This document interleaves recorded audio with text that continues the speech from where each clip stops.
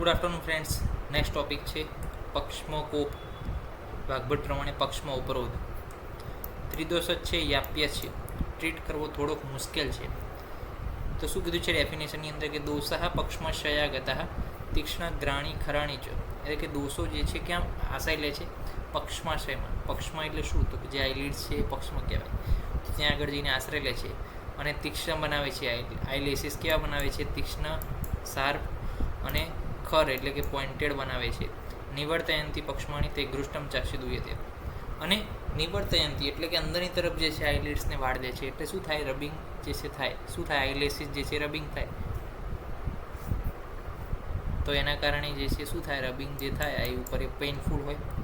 ઉદ્ગૃતમ શાંતિ પક્ષમાં પિશ્ચ ઉપજાય તે. તો એની અંદર શું છે? ઉદ્ગૃતેર એટલે કે રિમૂવલ ઓફ લેસીસ કરવાનું હોય. પેઇન જો રિલીવ કરવું હોય તો લેસીસ આપણે કાઢવા પડે, કારણ કે જે લેસીસ અંદરની તરફ વળી ગયા છે, લેસીસ આપણી આંખની જે સરફેસ છે બહારની, એના ઉપર શું થાય? ઘર્ષણ કરે, એના ઉપર સ્ક્રેચીસ કરે, એટલે આપણને દુઃખ. વાત આતપ અનલ દ્વેષી પક્ષમાં કોપ સૌચ્યતે, તો કે વાત છે, આતપ છે, અનલ એટલે કે વાયુ છે, આ બધું જે છે એને શું કરે? વધારે છે, તો એના દ્વેષ આપણે થાય છે. તો એનાથી જે છે માણસને વધારે તકલીફ થાય. ત્રણ વસ્તુ જો એના કોન્ટેક્ટમાં આવે તો એને પક્ષમાં કોપ તરીકે સંજ્ઞા આપી છે. તો when vitiated dosha enter into the root of the eyelashes એટલે કે eyelid, make them pointed, sharp and rough, અને ઇનસાઇડ ટર્ન કરાવી દે. Patient is relieved by the repeated epilation of the eyelashes એટલે કે કાઢી નાખવા પડે આઈલેશિસ.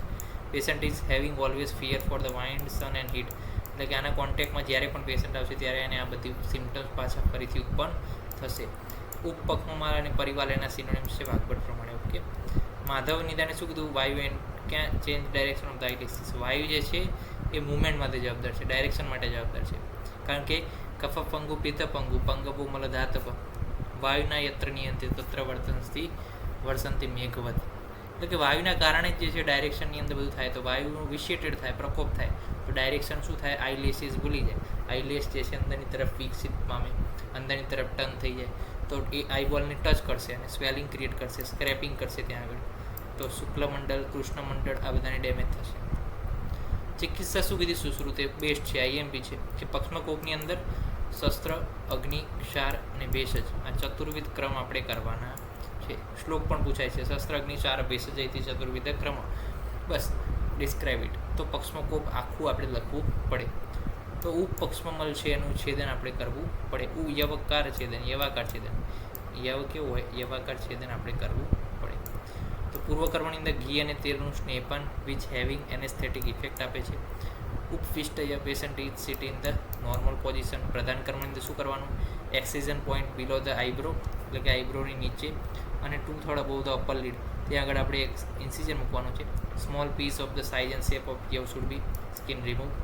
ત્યારબાદ શું કરવાનું? એને સૂચરિંગ કરી દેવાનું, એટલે આ જે છે ઉપર જતી રહેશે. એટલે ટર્ન થયેલા હોય તો પણ જે છે ટચ થશે નહીં.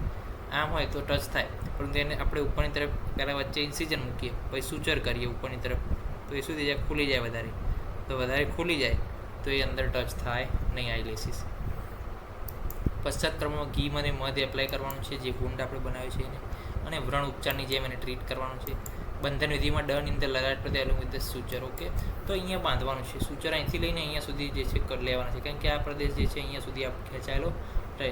સૂચર remove after the healing of wound. Suture જે છે આપણે રિમૂવ કરી દેવાના છે after healing of the wound થાય પછી. અગ્નિ અને ક્ષાર કર્મ પણ કરી શકીએ. If surgical treatment does not produce desire result then અગ્નિકર્મ, ક્ષાર કર્મ ઓલ્સો બી ઓપ્શન.